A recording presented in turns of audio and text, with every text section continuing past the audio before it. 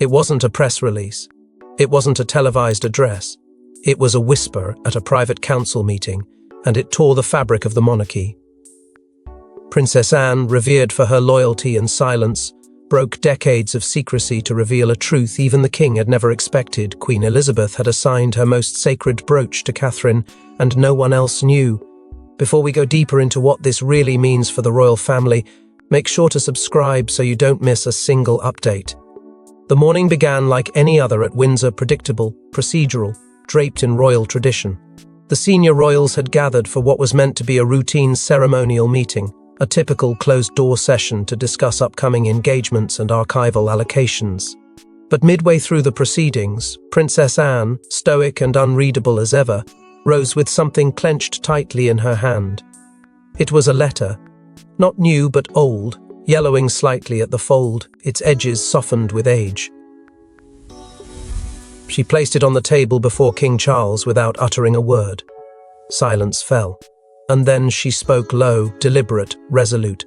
"It's time they knew," she said, eyes scanning every face in the room. The air changed.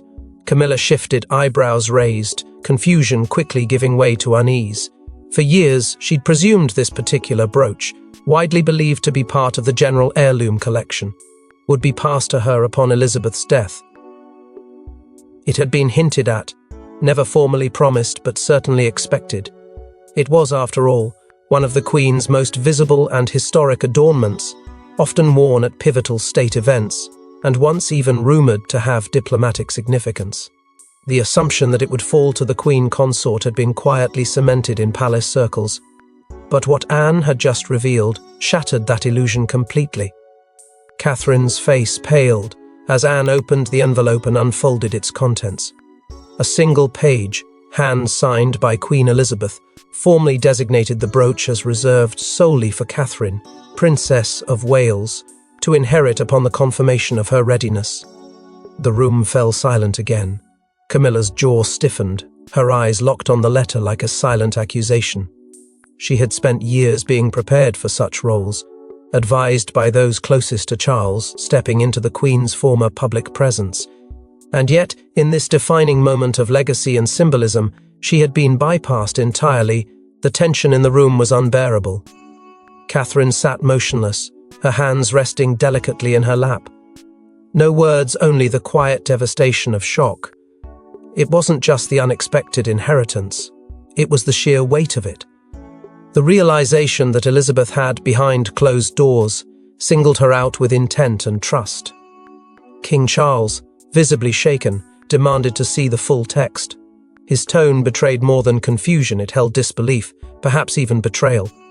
He had no knowledge of this designation, and for the first time in a long while, he looked to Anne with genuine uncertainty. "How long have you known?" he asked, voice low, almost trembling. But Anne gave no answer. She simply turned her gaze to Catherine and nodded as if passing a torch. And as the air thickened with tension, grief, and unspoken rivalries, one truth became clear: this was not just about a brooch. It was about intention, about legacy, about who the Queen had truly believed would preserve the soul of the monarchy. But what exactly was this brooch? And why did Queen Elizabeth guard it so fiercely that even Charles remained unaware? The answer would unearth one of the Crown's most sacred secrets. They called it the sovereign's brooch, a glimmering relic passed through generations, worn only during royal reckonings. Hidden in a velvet-lined case inside the Queen Mother's private safe, it wasn't just worn, it was entrusted, and now its true guardian had been revealed. Long before Catherine was ever in the royal spotlight, this brooch had carried a weight heavier than any crown. Traced back to Queen Mary, the brooch was forged not for beauty but for power. It appeared only during moments when the monarchy faced its greatest tests: war, upheaval, scandal. Queen Mary wore it when addressing a shaken empire after World War I. Her granddaughter, Elizabeth, revived it briefly in 1945 as Britain reeled from the devastation of World War II. And then, decades later, in the aftermath of Princess Diana's passing, the brooch re-emerged, resting on Elizabeth's shoulder as she addressed a nation teetering on the edge of royal disillusionment. Each time it was worn, it wasn't for ornament, it was a message. The monarchy stands, the monarchy survives, Yet despite its public appearances, few within the palace understood the brooch's deeper meaning. Buried within the classified files of a document labeled Appendix Windsor 4 lay a hidden clause, one passed down through generations, but only revealed to reigning monarchs and their most trusted advisors. It stated clearly, "This brooch shall be passed to one designated female of sovereign blood or virtue per era, and shall not be shared, worn, or displayed beyond her appointed use. Only one woman per generation, one bearer, one symbol of trust." Elizabeth understood that clause well. In the twilight of her reign, with tensions rising and uncertainty clouding the future of the firm, she knew a new stabilizing force would be needed, not in name, but in soul. She looked beyond titles, beyond protocol, beyond tradition, and her eyes settled on Catherine. While many saw Catherine's grace, her silence, her unwavering composure as simply regal, Elizabeth saw something deeper, a quiet readiness to carry burdens without asking, to lead without demanding, to unify without speaking. The brooch was never meant for popularity. It was meant for strength when the institution was threatened not just from without, but from within. Elizabeth wore the brooch only twice in her reign, and both times the nation held its breath. In private letters to Anne, she confessed that she had long known the brooch's next bearer. But timing mattered. Catherine had to prove, not to others but to herself, that she was worthy. The Queen waited, and Catherine rose. Unassumingly, consistently, without chasing spotlight or power, she moved with purpose. That's what made Elizabeth sure. That's why Anne waited until now. And now, as the brooch's history unfurled within the palace walls like a hidden chronicle, the true weight of what had just been handed to Catherine became clear. It wasn't about beauty, nor favour. It was about destiny, about stability in chaos, and about a future queen rising not through decree, but through trust. But the brooch's journey wasn't as simple as Elizabeth to Catherine. There had been a silent battle brewing behind palace doors, and Camilla had foe to win. Behind the silks and smiles, Camilla had waged her own silent campaign. For years, she'd been assured she'd inherit the Queen's most symbolic jewels, but what she didn't know was that Queen Elizabeth had made her final choice in silence, and not in Camilla's favour. The brooch was not just a treasure, it was a throne without a crown, a symbol of chosen steadiness in storm. And Camilla, with every carefully orchestrated appearance, every curated image beside the king, believed it would soon rest on her shoulder. Quietly, discreetly, she began to prepare. Royal jewelers were invited to Clarence House for confidential consultations. Plans were drawn up for new portrait sessions, display arrangements, and future appearances. Camilla even had a velvet case designed specifically to house the brooch, one that matched the presentation standard set by the Queen Mother's private collection. In the corridors of influence, these actions signaled possession without words. It was assumed, unchallenged, and nearly unopposed until Anne intervened. 6 months before Anne revealed the sealed letter, a rare confrontation unfolded behind closed doors. It wasn't scheduled, it wasn't polite, it was necessary. According to palace insiders, Anne entered Clarence House unannounced and demanded a discussion. The issue? Unspoken intentions. The phrase would echo for weeks afterward in the hushed corners of royal staff whispers. Anne's tone, reportedly stern, warned Camilla against presuming ownership of what had not yet been assigned. Camilla, blindsided, pressed back, asserting that Charles had given her his word. That she had, in good faith, been told nothing would be withheld. Anne said nothing more. She didn't need to. The message had been delivered. But Camilla's efforts only intensified. She began to appear more frequently adorned in symbolic regalia, brooches tied to Queen Mary. Pins once seen on the Queen Mother, asserting herself not just as consort, but as a sovereign presence in ceremonial identity. Publicly, she remained composed. Privately, her frustration mounted. Her assumption of receiving the sovereign's brooch was not vanity, it was strategy. In the age of optics, symbolism was power, and she intended to wield it.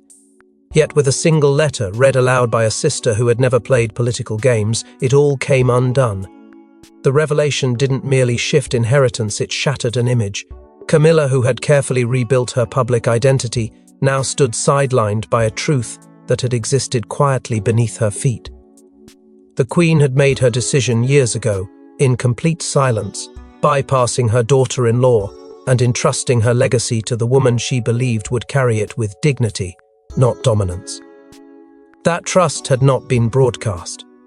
It had been buried, sealed, and delivered only when the monarchy needed clarity most. And Camilla's silence after the announcement, her refusal to comment, her sudden absence from scheduled appearances spoke volumes. As the palace reeled from the shock, and the public speculated with feverish intensity, the question grew louder: why had Anne waited this long to unveil the Queen's decision? And more urgently, what else had the Princess Royal been entrusted to protect? As Camilla's world trembled, all eyes turned to Anne. Why had she waited this long, and what else had the Princess Royal been entrusted to protect? In a candlelit corridor of Balmoral, days before Elizabeth's passing, Anne was sworn to secrecy, a mother's final request, a monarch's last act of protection, and a daughter's burden to uphold the dying will of a queen until the moment was right. The Queen had aged with full awareness that her absence would cause more than grief, it would cause imbalance. The monarchy was not only a system of titles and duties, but one of symbols, whispers, and quiet wars. Elizabeth, in her final lucid days, called Anne to her side not for comfort but for clarity. With trembling fingers, she handed her daughter a sealed letter, its wax pressed with the Queen's own insignia. The envelope bore 5 words only: Clarion, Appendix 4, deliver when ready. There were no explanations, just a stare. Anne understood this was not a request, it was a command cloaked in trust. For hours, Anne stayed by her mother's side, not speaking, not asking questions. The silence between them carried generations of weight. Elizabeth spoke rarely, but when she did, her words pierced. She voiced a fear she hadn't shared with Charles, nor the courtiers, nor even the Archbishop. She feared that Catherine, so quiet, so controlled, might be pushed to the margins when the real power began shifting hands. She saw something in her composure, resilience, and above all, the natural ability to unify, to calm the storm. Yet the Queen knew better than to force such recognition. It had to arise organically. It had to be earned in the eyes of the people. So she entrusted Anne with the delay. Anne's grief in those hours wasn't just that of a daughter. It was the knowledge that she was being turned into a vessel, a carrier of something explosive, something that would shape the monarchy long after the funeral bells stopped ringing. The brooch, long thought lost in tradition, had a name Elizabeth never revealed publicly: the sacred trust of stability. It was never meant to be ceremonial. It was a private beacon, handed only to the one woman who could anchor the crown in public trust during transition. Elizabeth didn't see Camilla as that anchor, nor did she view her son, now king, as steady enough to carry symbolic lineage through rough waters. But Catherine, still unknowing, still unaware, was the Queen's true bet: Anne. Kept her vow, despite mounting pressure, despite public commentary, despite private assumptions from the family. She watched, waited, measured, and then, weeks before the Windsor Council, Catherine executed a diplomatic tour across Scandinavia, during which her presence drew praise from foreign leaders, softened tense negotiations, and charmed both press and protocol. For Anne, that was the moment. Not just applause, but command without effort. Anne opened the envelope, reviewed its contents, and chose the council gathering to reveal what her mother had known all along. By the time Anne stood and read the Queen's words aloud, she had made peace with the fallout. Camilla's shock, Charles's discomfort, the gasps of the private aides, it all faded into the background. What mattered was that the brooch was no longer hidden. Its power had been passed, and Anne had honored the woman who raised her, not just in duty, but in silence. But this wasn't just about jewels or secrecy, it was about control, succession, and who would shape the monarchy's public face from this point forward. While others clamored for power, Catherine moved with quiet precision. Every gesture, every speech, every alliance now seen through a different lens. Was she always meant to lead? Had the Queen orchestrated her public rise long before anyone noticed? In hindsight, It was never about who shouted the loudest, but who listened the most. Catherine's public appearances in the last 18 months had carried an unusual weight, one that had gone unnoticed by many, but now stood in glaring focus. Calm, unwavering, and always grounded in purpose, she had positioned herself at the very heart of the monarchy, without ever seeming to reach for it. Whether hosting global dignitaries or comforting grieving families after national tragedy, she radiated control without effort, warmth without performance. She did demand the spotlight. It followed her, subtly, consistently, until her presence alone was seen as the firm's stabilizing heartbeat. Royal analysts who once praised her elegance now spoke of something deeper, a slow-burning strategy that resembled statecraft more than ceremonial routine.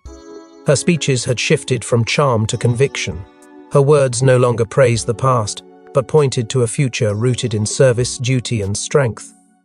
During international state visits, Catherine no longer stood as a mere consort.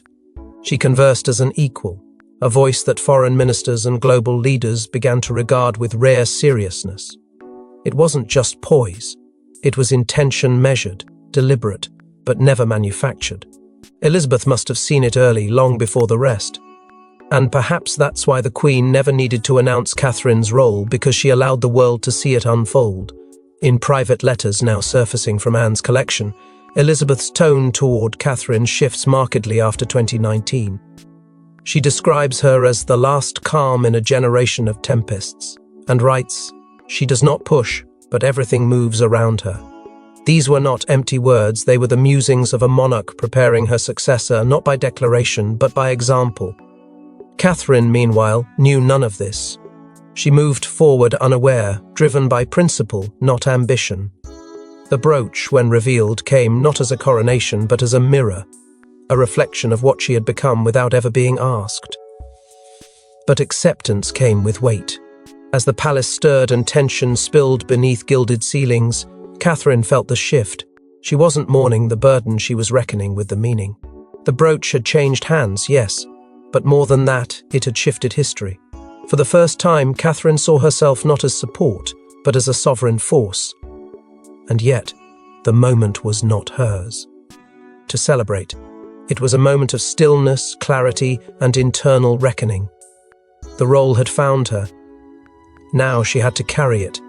And while Catherine embraced her path in measured silence, others were not so composed. Whispers thickened into outrage. Old alliances strained, and behind the walls of Windsor the cracks widened, not from shouts but from the unbearable tension of control slipping through unprepared hands. But as Catherine ascended without asking, others began to unravel, and the royal household braced for a silent revolt. He didn't raise his voice. He didn't have to. When King Charles summoned Anne privately after the council meeting, it wasn't just about a brooch, it was about power, legacy, and control slipping from his grasp. The room was quiet, almost reverent, but the air between them was brittle. Charles stood behind tradition, behind protocol, behind the belief that he, and he alone, should have been the arbiter of legacy after their mother's passing. But Anne had shattered that illusion, not with rebellion, but with a sealed letter and an unwavering stare. The king's words were sharp, cloaked in restraint but edged with accusation. He accused her of undermining the monarchy's hierarchy, of playing guardian to legacies that weren't hers to reveal. But Anne did not flinch. Her reply was immediate, controlled, devastating.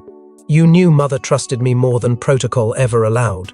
That line didn't just pierce Charles, it echoed through everything unsaid between them since the Queen's death. The tension wasn't new. It had been buried for decades beneath royal duty and forced civility.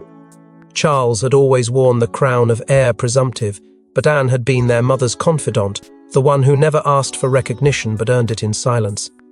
Elizabeth had confided in Anne truths she never trusted with her son, not out of favoritism but out of realism.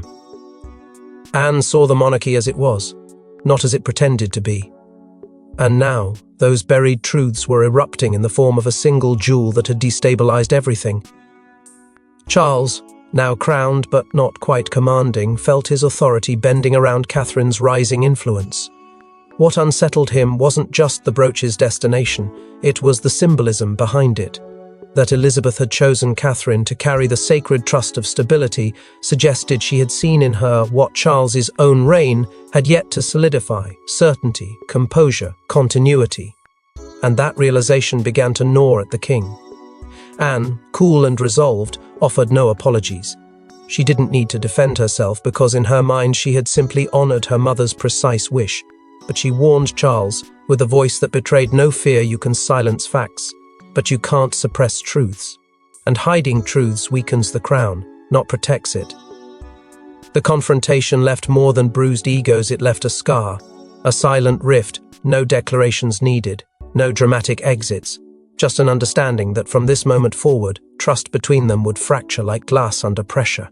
The family's internal compass, once guided by Elizabeth's unseen hand, now spun without direction. And Catherine, the woman no one expected to challenge tradition, had become the unspoken fulcrum of a monarchy in flux. But while the king and his sister stood locked in quiet warfare, another figure had been watching, waiting. For Camilla, this was not the end, it was the beginning of her last stand, and she was ready to make a move that would test everything the crown had tried to contain. And while the royal siblings clashed in shadows, another figure was preparing her final move. Camilla wasn't done yet. They say power doesn't leave quietly, and neither did Camilla. In a final attempt to claim her place, she issued a formal request through the royal office to display the brooch during an upcoming state ceremony. The response? A devastating silence, followed by a redirection she never expected. Camilla had remained composed in public following Anne's bombshell announcement, but behind closed doors, the Queen Consort was in crisis mode. Her team moved swiftly, crafting a formal letter that leaned heavily on tradition and presumed precedent. The request was carefully worded, asserting her right as the king's consort and current symbol of continuity to wear the brooch at the upcoming state banquet. It was, on the surface, a ceremonial appeal, but everyone inside the palace understood the subtext. Camilla was making one final assertion, that she still had relevance, still had control over the visual narrative of the monarchy, that she would not be erased quietly. Days passed. No reply came, not from Catherine, not from the king, and certainly not from Anne. But then, a short, curt message arrived not to Clarence House, but directly to Camilla's private office. It came from Prince Edward, acting in his new sovereign archival role. The letter was brief. The brooch, he stated, had been formally redesignated under Windsor Trust Rule 7, and as such, was no longer eligible for loan or display except by its newly assigned custodian. No names were given. No apology. The letter was a final lock on a door that Camilla had been pounding on for decades. The news leaked within hours. Palace aides, unable to contain the shift in protocol, began whispering to the press. Soon the public knew what Camilla had tried to keep discreet. She had asked and been denied. Social media erupted. Hashtags trended. Commentators dissected the meaning of Windsor Trust Rule 7 like it were constitutional law, but the headline that rang across headlines and airwaves was simple: the brooch is Catherine's, officially. No speculation, no doubt. The monarchy had spoken without speaking. And then came the delivery. Quiet, precise, and without fanfare, the brooch was transferred to Kensington Palace, where it was placed inside Catherine's private royal vault. She made no public statement, no tweet, no interview, but her silence was louder than any royal proclamation. It was a declaration of certainty, of finality, and of inherited power that no longer needed defending. Camilla, in contrast, withdrew from the state banquet 3 days later, citing health reasons. Behind that explanation was a deeper truth. She had lost the final battle for symbolic control. Her presence at the event would have drawn questions, tension, and unavoidable comparison. She chose absence over humiliation. For the palace, the moment marked more than the end of an internal rivalry. It was a turning point, a message to the world that the balance had shifted. No longer was this about who wore the crown or who married the heir. It was about who held the people's gaze and the monarchy's future. And as the dust settled, a new symbol of unity and power shimmered on the horizon, not just on Catherine's shoulder, but across Britain's royal future. When Catherine stepped into the state reception hall weeks later, the brooch glistened subtle, radiant, undeniable. She didn't need to speak. Every eye, every heartbeat in the room knew what it meant. The Queen had chosen not in words, but in legacy. There was no formal announcement, no grand proclamation, just Catherine arriving at the Royal Trust Gala, her presence alone commanding the kind of reverence that transcends titles. As she moved through the hall lined with statesmen, dignitaries, and generations of royal blood, it was the brooch resting with quiet authority on her shoulder that drew every gaze and held it. It shimmered not just as a piece of history, but as a declaration. It was no longer a hidden artifact or a point of contention. It was anointed, displayed with conviction by the only woman the late Queen had believed would carry its true weight. The reaction was immediate. Senior royals who had once questioned her standing stood still, offering nods that went beyond formality. Diplomats, some of whom had doubted Britain's symbolic continuity post-Elizabeth, paused their conversations mid-sentence. For them, it was unmistakable. Catherine wasn't waiting to be queen. She had already stepped into her role as the monarchy's moral and visual anchor. And then, quietly watching from a few feet behind her mother, stood Princess Charlotte. Her young eyes locked on the brooch with a mixture of awe and understanding, an unspoken transfer of strength, passing from one generation to the next. In that moment, something ancient stirred within the royal line. It wasn't pageantry, it was prophecy. By morning, the press had already decided. The headlines didn't hesitate. The Catherine era has begun. Commentators who once described her as elegant but cautious now called her resolute, regal, and unshakable. Polls flooded in, showing a seismic surge in public favor toward Catherine, not as a consort, but as a cornerstone. The nation, divided on many fronts, suddenly found rare consensus. The future of the monarchy felt stable again, not because of politics, but because of presence. A brooch had done what speeches, reforms, and campaigns could not. It signaled certainty in uncertain times. What the public didn't yet know, what only a few within the palace still whispered in guarded corners, was that the brooch may not have been the only relic entrusted with secret purpose. Elizabeth had known her time was ending, and she had not left the monarchy unprepared. If she hid one legacy in plain sight, what else had she tucked away? What other sealed letters, hidden instructions, or symbolic objects had been quietly reassigned before her death? Had Anne revealed everything? Or had she merely pulled the first thread of a deeper, hidden tapestry meant to unfold only when the right hands were ready? And as one sacred brooch rewrites royal history, the question remains, what other secrets are still sealed beneath the velvet hush of Windsor? Thanks for watching. Please don't forget to like and subscribe, and we will see you in next one.